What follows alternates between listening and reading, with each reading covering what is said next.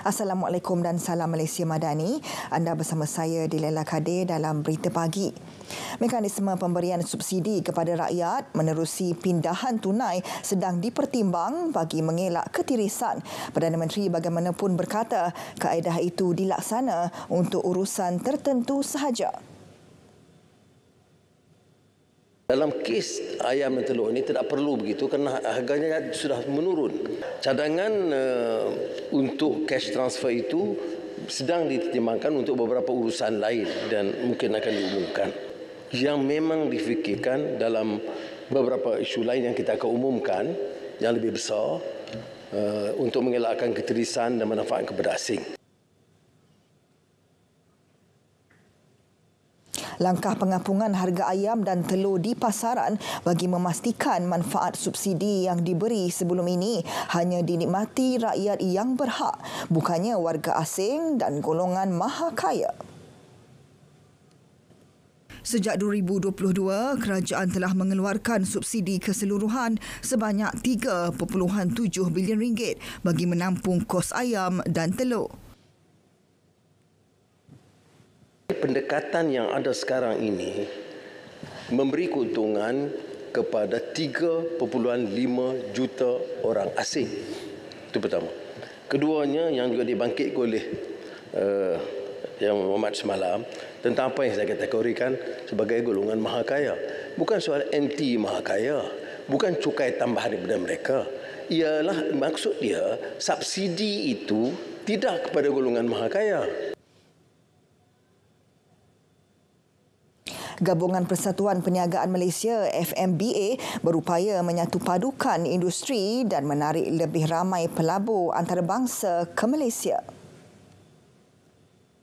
Timbalan Perdana Menteri Datuk Seri Fadilah Yusof yakin FMBA mampu menyediakan kumpulan peniaga tempatan menghadapi cabaran ekonomi pada masa akan datang. The movement control order during the COVID-19 pandemic is a stark reminder for us to understand the power of unity and collective action if we are to survive any difficult situation. Beliau berkata demikian ketika berucap pada Majlis Anugerah Industri Malaysia MINDA. Orang ramai dinasihat tidak menggunakan media sosial untuk membuat aduan berkaitan bekalan barangan keperluan. Sebaliknya mengemukakan maklumat berkenaan di saluran rasmi Kementerian Perdagangan Dalam Negeri dan Kos Sara Hidup KPDN. Timbalan Menteri Fuziah Salih berkata ini kerana aduan yang disampaikan di media sosial hanya akan melambatkan lagi proses tindakan kementerian terhadap aduan tersebut. Kalau kita terima aduan tak ada beras, kita akan bantu sampaikan kepada KPDN. Tapi kalau kita terima aduan beras tempatan ditampal beras import contohnya, itu boleh kita siasat di bawah Akta Perihal Dagangan. Ya, dan saya nak maklumkan bahawa siasatan sudah pun dimulakan. Justeru beliau berkata satu saluran khas menerusi kod QR aduan bekalan telah dibuka dan dihubungkan terus kepada talian hotline WhatsApp khas dan boleh didapati laman sesawang rasmi KPDN. Perdana Menteri mahu lebih ramai penyelidik negara memberanikan diri untuk menyumbang kepada industri serta menerajui inovasi berteraskan sains, teknologi dan inovasi STI. Beliau juga menyeru pihak industri supaya membuka lebih banyak peluang kerjaya untuk pekerja berilmu dan berkemahiran tinggi ke arah mempertingkat prestasi masing-masing.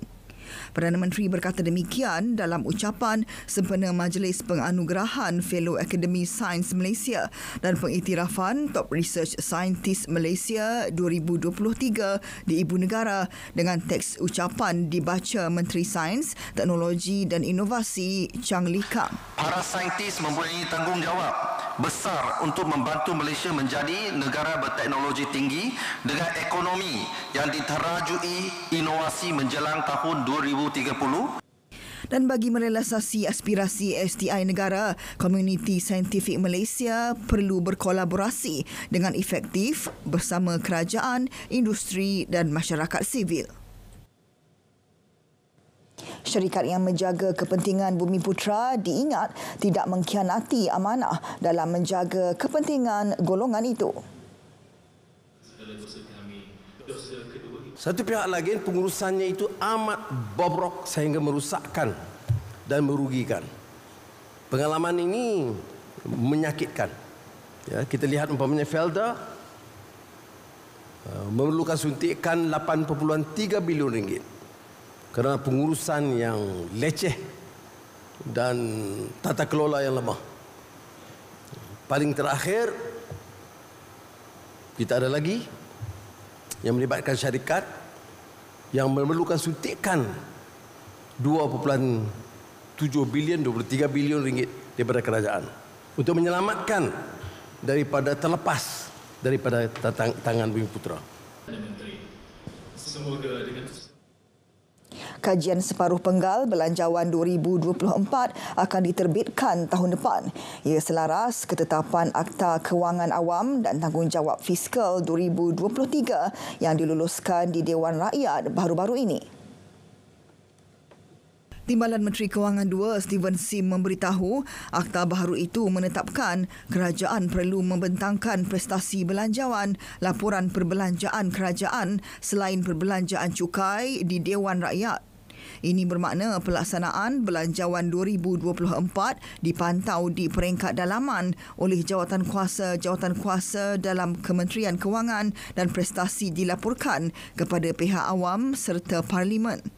Beliau turut menyifatkan belanjawan 2024 bukti komitmen kerajaan dalam usaha melaksanakan perbelanjaan secara cekap dengan lebih banyak wang disalurkan untuk pembangunan perusahaan kecil dan sederhana PKS dan kumpulan rentan. Kejadian curahan hujan faktor pencetus utama tragedi tanah runtuh di kawasan tapak perkhemahan di Batang Kali, Selangor yang mengorbankan 31 nyawa pada Disember tahun lepas.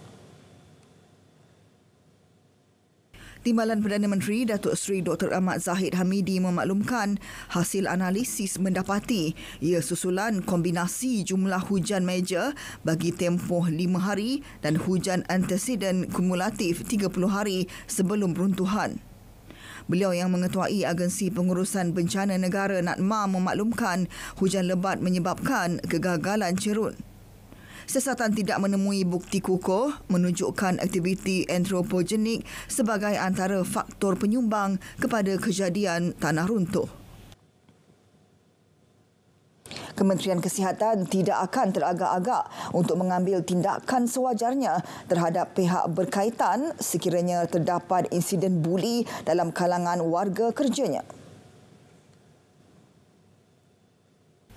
Menteri Dr. Zaliha Mustafa menyatakan KKM mengambil maklum tinjauan Persatuan Perubatan Malaysia berkenaan kes buli yang melibatkan pengamal perubatan, sektor awam dan swasta. KKM telah melaksanakan sistem MyHelp yang merupakan satu platform khas bagi melaporkan isu-isu buli yang berlaku. Pada 15 Oktober lepas, kajian MMA yang dilaksanakan antara 15 September hingga 1 Oktober lepas mendapati 30 hingga 40% doktor menjadi mangsa buli. Pengharmonian spektrum antara wilayah dan negara merupakan penggerak penting ekonomi digital yang akan memastikan infrastruktur serta ketersambungan yang diperlukan disediakan untuk menyokong pelbagai inovasi digital, perkhidmatan dan aktiviti ekonomi. Menteri Komunikasi dan Digital Fahmi Fazil berkata penyelarasan itu juga akan memacu pertumbuhan ekonomi dalam era digital. Selain itu, ia juga mengurangkan kerumitan dan kos untuk membangun serta menggunakan teknologi dan perkhidmatan digital baharu apabila wilayah atau negara yang berbeza menyelaraskan dasar spektrum masing-masing. Beliau menyatakan perkara itu pada forum Shaping Next Gen Telecom Policies Global Spectrum Harmonization for Mid-Band 5G di Dubai. Fahmi merupakan salah seorang penceramah jemputan bagi forum yang diadakan sempena pameran teknologi maklumat Teluk Global 2023. Setakat ini, hampir 80,000 perniagaan tempatan telah didigitalkan dan kira-kira 20,000 individu telah dilatih secara digital melalui platform Saya Digital.